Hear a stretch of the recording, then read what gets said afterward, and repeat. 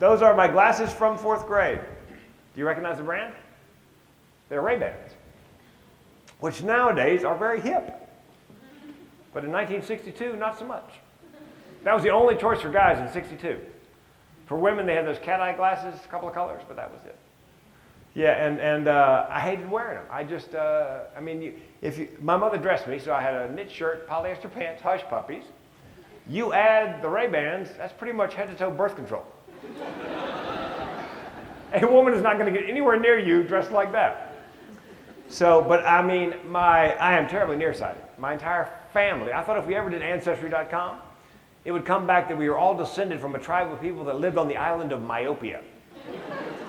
Which, by the way, was conquered over and over because the native population never saw the enemy coming. My teacher, Ms. Dark, as my mother would say, in her infinite wisdom, decided the best thing to do was desensitize the entire class to my glasses. So she had me come to the front of the room, face away from the class, put on my glasses, turn back to the class. She peers down, she goes, "See, you look intelligent." It's the first joke I ever told. It was an ad lib. I said, "Yes, that would explain all the laughter." She excused herself to go to the teacher's lounge, coughing as she went. Years later, I saw her in the Winn-Dixie grocery store. She goes, "Frank, do you have any idea why I went to the teacher's lounge?" I go, "I have no idea." She goes, "Because that was the funniest thing a child's ever said to me. I was afraid if I laughed in your face, you'd just be crushed. I would crush your spirit." So, 4th grade, when I was in 4th grade, 1962, thank God there was no Ritalin. No. Because if there had been, being the class clown, they would have drugged me into a stupor. I would have spent the entire day face down on my desk, passed out in a pool of my own saliva. Thank the Lord they didn't have that. They didn't have this either, by the way. STEM, are you familiar with STEM? Science, technology, engineering, mathematics. Yeah, I could do all these things, but if that had been the curriculum when I was in school, I would have wished I was face down on my desk, passed out in a pool of my own saliva. Yeah, because I'm this kind of guy. Science, technology, engineering, math, arts, humanities. That's me. That I can. Do you guys know? A couple little dirty little secrets about STEM. Do you know this? They test all of the 15-year-olds in the world once a year on those 4 competencies. And then they compare test scores country to country. And the United States, everybody's all upset. We always finish like 26, 27 out of 37 industrialized nations. So they instituted this STEM curriculum. Well, here's a dirty little secret. The countries that beat us year in and year out don't use the STEM curriculum. Yeah. You know what they do to get higher test scores? This is crazy. They train their teachers better, and they pay them better. The average starting salary in those countries for a teacher is the same as the average starting salary for an engineer. Yeah. And they get better results. Go figure. So I know. But I'm an arts and humanities guy, so I'm a little bit prejudiced. Those are the secrets I was going to show you. This is what we had when I was a kid. Not STEM, we had SESMA. It was science, English, social studies, math, arts, humanities. It's a darn good thing we had arts because when I got to high school, I took 3 years of drama. No arts, no drama. Took 3 years of drama, and that's why I'm a comedian today. That's why I'm the mental health comedian today. Not because I was good at drama, ironically, because my teacher, Miss Paulette Dyson, thought I was horrible at drama. Well, it's her job to cast all the productions, and I auditioned for every play for 3 years. No speaking parts. Yeah, by the spring of my senior year, I'm thinking, I believe there's a pattern here. So you know what I did? I thought to myself, if I do stand-up comedy, I could write, direct, star, and produce my own little production every night. I'll show them, so I did. That's me. Senior talent show, Broughton Senior High School, Raleigh, North Carolina. First person ever to do stand-up on that stage at the talent show. Now, what I don't know is why I'm dressed like a manager from IHOP. But as my mama would say, be that as it may, I won. So I ran home, told my mama, I'm going to be a stand-up comedian. And my mother, who smoked 3 packs a day, said, no, son, you're going to college first. After college, when you graduate, you can be a goat herder for all I care. But let me tell you something, you're going to be a goat herder with a degree. Which I went to UNC Chapel Hill, got a liberal arts degree, didn't hurt me none. Married my high school sweetheart, big mistake. Well, she's a wonderful woman. We just had nothing in common. But you know what they say? I'm sure you guys heard this. Opposites attract. Yep, she was pregnant. I wasn't.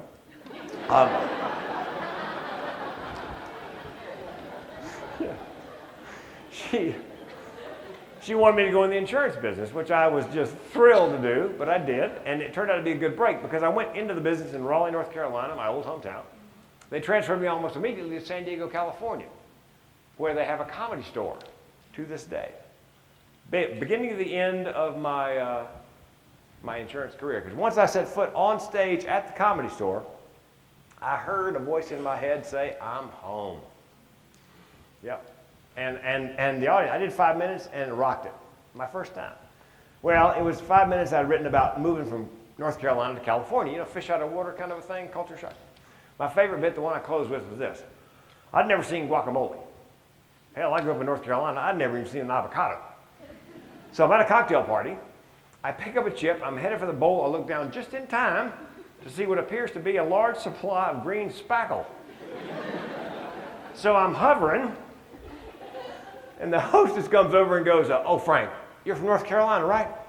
Oh, I bet you've never seen that. That's guacamole. It's good." I said, "Yeah, but it was the first time somebody ate it." Audience laughed, never looked back. That was April of 1983. By December of 1984, I had won the Funniest Person in San Diego contest at Improv, and I had 10 weeks of comedy booked on the road. And let's see. Yep, that's me when I won the contest. Had 10 weeks of comedy booked on the road.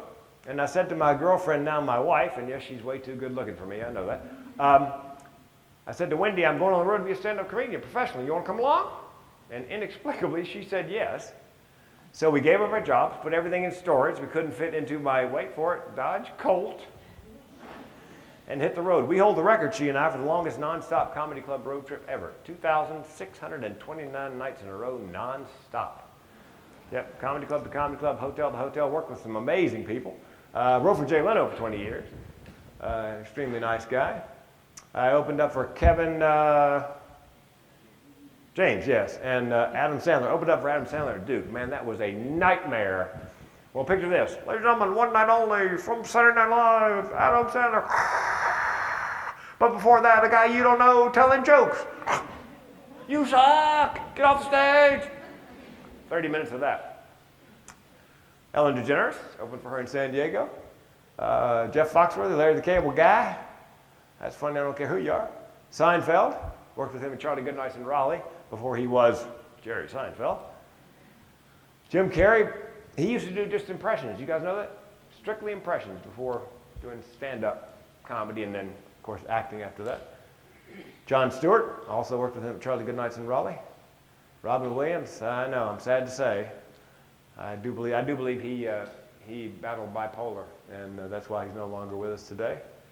The reason I came off the road was I went to work at a radio station in Raleigh, North Carolina in 1993. They wanted me to co-host a morning show on a rock station, so I took the job. Part of the job was being an MC and host at the Charlie Goodnight's Comedy Club in Raleigh. And there were 3 comics who were starting right then, who have gone on to much bigger and better things. You may not recognize this guy. His name is John Reap.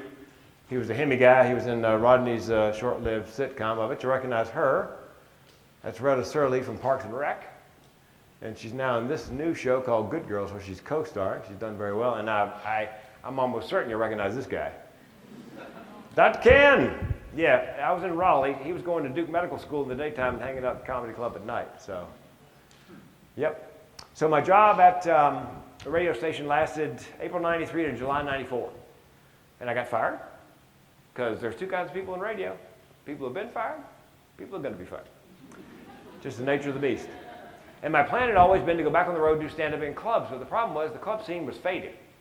The good news was I am relatively clean when it comes to comedy, so I can make the shift from the bar room to the boardroom, from club comedy to corporate comedy. The best news is I discovered that corporate comedy pays a whole lot better. Yeah, you can make as much in one night on a corporate gig when I started in corporate that I can make in a week at a comedy club. Well, because the meeting planners, they're not so concerned that you are funny. They just want to make sure you're clean and don't offend anybody. And they're willing to pay a lot of money for it. So by the time my corporate comedy career came to an end, peaked, right before the recession, foreshadowing, I was making 3 times what I would make in a week at a comedy club doing corporate comedy. Let's see what the next slide is. Oh, I also opened up for Jamie Dimon at JP Morgan Chase. But that's another story for another TED Talk.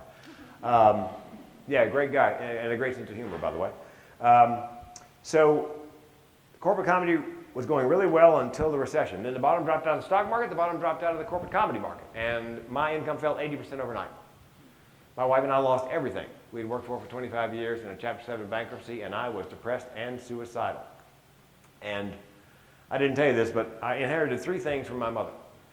I inherited a sense of humor, the cholesterol of the average deep fat fryer, and something called generational depression and suicide.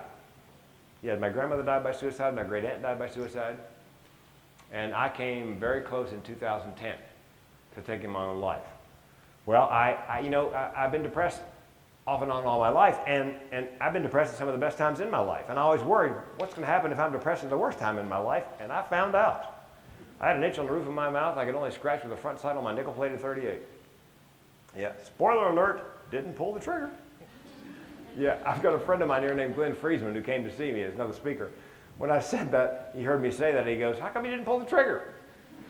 I said, Glenn, could you try to sound a little less disappointed? Is that... Well, I have 2 mental illnesses my mom gave me. One's called major depressive disorder, depression. The other one's called chronic suicidality, which means, for me, the option of suicide is always on the menu for problems large and small. I'll give you an example. Last year, my car broke down.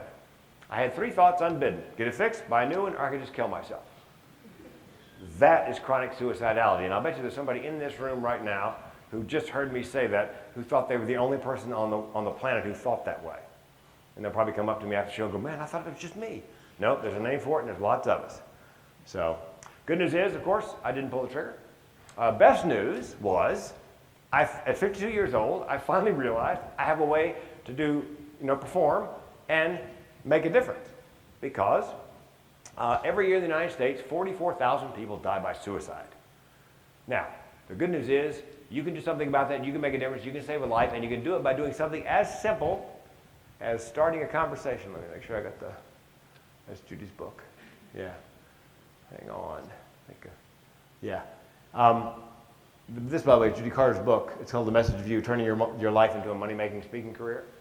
Yeah, it was Judy's book that made me realize that my depression, major depressive disorder, and chronic suicidality was something that people would want to hear about. Messes and stresses is what people want to hear about, and then how you overcame it. So I have to thank Judy for that. You can do something about it. You can make a difference. You can save a life, and you can do it by doing something as simple as starting a conversation. You can do it in person. You can do it on the phone. You can do it on Facebook. And I'll let my new BFF, Renee LaBoa, tell you about that. Hey, Frank. I didn't tell you that you were the reason I decided to stick around. There you were, putting a face to what I was feeling. I no longer felt alone and unseen. It was your Facebook post on suicide. I felt hopeful for the first time in 2 years. You gave me the courage to stay and not just survive, but to dream again. Now that I've watched your TED Talk, I know that there are no accidents. We were meant to meet, and I am grateful that you not only saved my life with your post, but you are now my mentor. I bet you didn't know you signed on for that. You have my never-ending respect for the work that you are doing to bring awareness and understanding to our disease. By the way, you made me cry. Big love, and thank you. The question always comes up, how do you start the conversation? And I do it every week. Earlier this week, I spoke at Kansas Wesleyan University on college suicide prevention. The reason is, every year in this country, 24,000 college students attempt suicide. That stadium holds 24,000 people, to give you an idea what 24,000 people looks like. 1,100 in their lives. That's 3 a day, every day. Again, you can do something about that. You can save a life. You can make a difference. And you can do it by something as simple as starting a conversation. Now, the question always comes up, how do you start the conversation? Well, here's the good news. I've discovered that the mere mention of the words depression and suicide out loud elicits the most amazing responses from people, some of whom I've just met. I do comedy on cruise ships. This is the Princeton Dam. And I was in the Lido buffet one morning, couldn't find a place to sit. Look over, there's a woman at a table for 2, empty chair. I nod, she points, I sit. So I sit down, she looks up, she goes, "Hey, are you the comedian?" I said, "Hey, did you enjoy the comedy show?" She goes, "Yes, I did." I said, "Then I'm the comedian." She goes, "What would you have said if I told you I hated the show?" "I'm a plumber from Des Moines." She goes, "Is cruise comedy all you do?" I said, "No, I'm a public speaker. I just nailed down a TED Talk." She goes, "I love the TED Talk. What's stopping?" I knew what was coming. I said to her, "Depression and suicide," and started a countdown in my head. 3, 2, 1. She says, "You know, I tried to kill myself twice." We just met. Yeah, she goes, "First time in college, not that serious. Second time, far more serious." I graduated college. I graduated medical school. I had the knowledge, had the equipment. She said, "I had the IV started in my ankle. Had the suicide cocktail in one hand, the syringe in the other, getting ready to load it up. Phone rings. Do I pick it up? She picks it up, her 13-year-old son. She goes, "I don't know if he had a premonition or heard something in my voice, but he said, 'Mom, don't do anything.'" So she didn't. She did not give up on the idea of suicide. She decided not to do it that day because she was worried that he would realize he spoke to her right before she did, would always feel guilty. Wasn't there something he could have said or done to stop her from suicide? Well, the good news is, because 8 out of 10 people are ambivalent who are contemplating suicide, there are things you can say, there are things you can do. We'll cover those. It's called Mental Health First Aid. You go to mentalhealthfirstaid.org. There are classes all over the place. It's like $20, 8-hour class. They throw in pizza, and you learn about depression, suicide, non-lethal self-harm, so forth and so on. But let me give you your first lesson today. Because people ask me, how do you know if somebody's depressed? Okay, here's some signs. Eats too much, can't eat. Sleeps too much, can't sleep. Has difficulty getting up in the morning to get to a morning class or to work. Rallies in the afternoon. Lets their personal hygiene go. Then the question comes up, what do you say? Let's talk about what you don't say to somebody you believe is depressed. Pull yourself up by your bootstraps. Turn that frown upside down. Everybody gets depressed now and then. Have you tried fish oil? Honest to God, I've heard that. Here's what you do say if you believe they're depressed. I am here for you and mean it. I know that you are not lazy, crazy, or self-absorbed. I know that depression is a mental illness. Here's the good news. With time and treatment, things will get better. I will take the time and mean it. I will help you get the treatment and mean it. And here's the tough one. This is the one everybody stumbles over, myself included. You need to ask them, are you having thoughts of suicide? There's a school of thought you should never mention the S word, suicide, in front of somebody who's depressed. And as a comedian, I love the reasoning. It might give them the idea. Suicide? What a great idea. Why didn't I think of that? Trust me, it's crossed their mind. Let's talk about suicide. How do you know somebody is suicidal?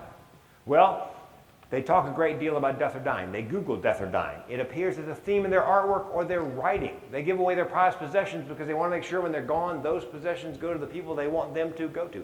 They're collecting the means to die by suicide, whether it's buying a gun or stockpiling medications. And here's a counterintuitive one, and this is really dangerous. They're depressed, and then all of a sudden, for no apparent reason, happy. Probably have chosen time, place, method. They know the pain they're in is finite. And that, by the way, with suicide is the issue. People say to me, I can't believe he or she wanted to die. Chances are they did not want to die. I did not want to die. I just wanted to end the pain. So, what do you say to somebody who you believe is suicidal? Here's what you don't say. You're just looking for attention. You're being melodramatic. Nobody who talks about it ever does it. Here's what you do say. Do you have a plan? If they have a plan, what is your plan?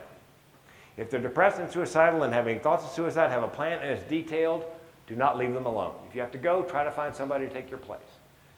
Your job as a mental health first responder is to get them on the phone with the Suicide Prevention Lifeline or texting. Text the word HI, H-I, to 741-741. If they will not pick up the phone and call the Suicide Prevention Hotline or Lifeline, you pick up the phone, call the Suicide Prevention Lifeline.